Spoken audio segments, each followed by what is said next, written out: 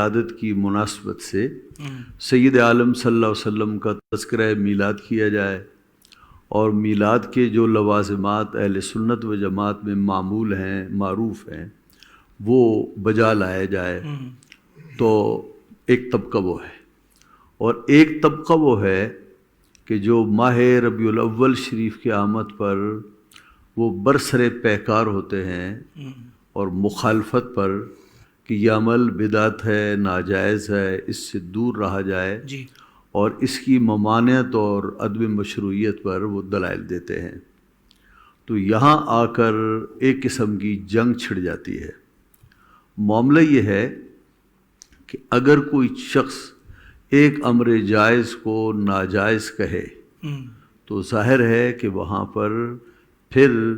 جائز کہنے والا جو فریق ہے اسے طیش بھی آئے گا، اسے غصہ بھی آئے گا، اور اس غصے کے اظہار میں اس کا جو عمل ہے نا جائز ہونے کا، اس میں زیادہ گرم جوشی آئے گی اور اس میں جوش پیدا ہوگا، اور اس میں پھر جیسے کہ آپ نے کہا کہ ولولے کا اظہار ہوگا۔ سبحان اللہ۔ تو یہ جو میلاد شریف میں ولولہ ہے اور جوش ہے، یہ در حقیقت فریق مخالف کی عناد کی وجہ سے ہے۔ اس لیے کہ وہاں سے جب یہ عمل آیا کہ یہ کام ناجائز ہے جبکہ وہ جائز ہے، تو ایک جائز کام کو ناجائز کہنا خود ایک غیر شرعی کام اور ناجائز کام ہے۔ اب ہر عمل کا رد عمل ہوتا ہے، تو یہ جوش اور ولولہ اس عمل کا رد عمل ہے، اور یہ رد عمل ایک فطری چیز ہے اور یہ چیز آئے گی۔ لہٰذا یہ کام مستحب ہے، اور مجھے تو بہت حیرت ہوتی ہے ان لوگوں پر کہ ہمارے ہاں قرآن اور حدیث سے قطع نظر قرآنی دلائل، احادیثی دلائل اس پر بہت زیادہ ہیں، علماء نے الحمدللہ دلائل کے انبار لگائے ہیں، لیکن اس کی ایک موٹی سی مثال میں عرض کرتا ہوں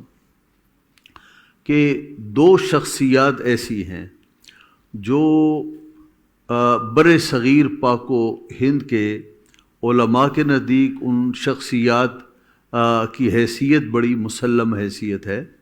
ایک حضرت شاہ ولی اللہ محدث دہلوی رحمۃ اللہ تعالیٰ علیہ کی حیثیت اور خاندان ولی اللہ کی حیثیت، اور دوسری حاجی امداد اللہ مہاجر مکی رحمۃ اللہ تعالیٰ علیہ کی حیثیت۔ حاجی امداد اللہ مہاجر مکی رحمہ اللہ ایک مخصوص طبقہ جو ان دنوں میدان عمل میں آتا ہے مخالفت میں، ان کے وہ پیر و مرشد ہیں، تو انہوں نے فیصلہ ہفت مسئلہ میں صاف لکھا ہے کہ میلاد شریف کرنے میں کیا حرج ہے۔ بہت اچھا۔ میں میلاد شریف کرتا ہوں، میں اس میں قیام کرتا ہوں اور میں قیام میں لذت پاتا ہوں۔ بہت اچھا۔ حضرت حاجی امداد اللہ مہاجر مکی رحمۃ اللہ تعالیٰ نے لکھا، آپ کے مرشد نے لکھا، تو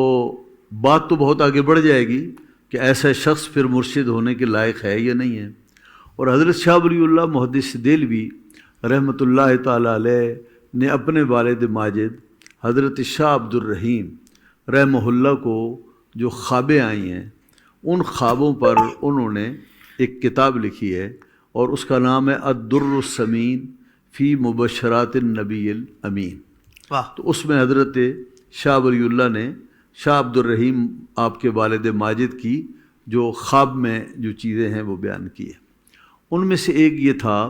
کہ میرے والد ماجد حضرت شاہ عبد الرحیم رحمہ اللہ ہر 12 ربیع الاول کو نبی پاک صلی اللہ تعالیٰ علیہ وسلم کا میلاد کرتے تھے، اور میلاد شریف کے سلسلے میں لنگر تقسیم کرتے تھے، لوگوں کو کھانا کھلاتے تھے 12 ربیع الاول شریف کی مناسبت سے۔ تو فرماتے ہیں یہ ہر سال ان کا معمول تھا۔ ایک سال ایسا آیا کہ جس میں ان کی جیب تنگ تھی، ہاتھ تنگ تھا اور گنجائش نہیں تھی، تو وہ اس طرح سے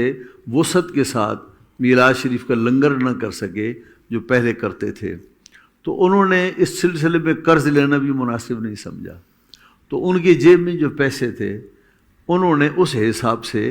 میلاد شریف کی نیاز دلائی، اور اس نیاز میں انہوں نے کالے بھنے ہوئے چنے بازار سے منگوائے اور وہ حضور کی بارگاہ میں نیاز پیش کی۔ لیکن دل بہت دکھی تھا کہ جس آقا اور مولا صلی اللہ تعالیٰ علیہ وسلم کی بدولت ہمیں سب دنیا اور آخرت کی نعمتیں ملی ہیں، اس یاد محبوب میں اور ان کی بارگاہ میں نیاز میں یہ معمولی سے کالے چنے۔ تو وہ فرماتے ہیں کہ والد صاحب کو بہت قلق تھا کہ میں اس وسعت کے ساتھ نیاز نہیں پکا سکا، تو والد صاحب سو گئے اور انہوں نے خواب میں حضور نبی پاک صاحب الاولاق صلی اللہ تعالیٰ علیہ وسلم سے خواب میں مشرف ہوئے، اور نبی پاک صلی اللہ تعالیٰ علیہ وسلم کو دن بھر آپ کی امت کے لوگوں نے جو ہدیے پیش کیے وہ حضور کے پیش نظر تھے، ان میں اعلیٰ اور عمدہ قسم کے کھانے بھی تھے، اور فرمایا اس میں میرے کالے بھنے ہوئے چنے بھی تھے۔ لیکن حیرت کی بات یہ تھی کہ وہ جو بھنے ہوئے چنے تھے وہ حضور کے بالکل قریب تھے، اور نبی پاک صلی اللہ علیہ وسلم دیکھ کر مسکرا رہے تھے، خوش ہو رہے تھے۔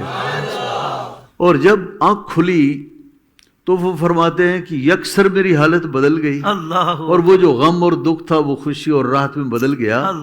کہ میں نے حضور کی بارگاہ میں ہدیہ تو معمولی کیا لیکن بارگاہ محبوب میں سے مقبول پایا۔ پھر خود دل سے سوال کیا کہ کیا وجہ ہے،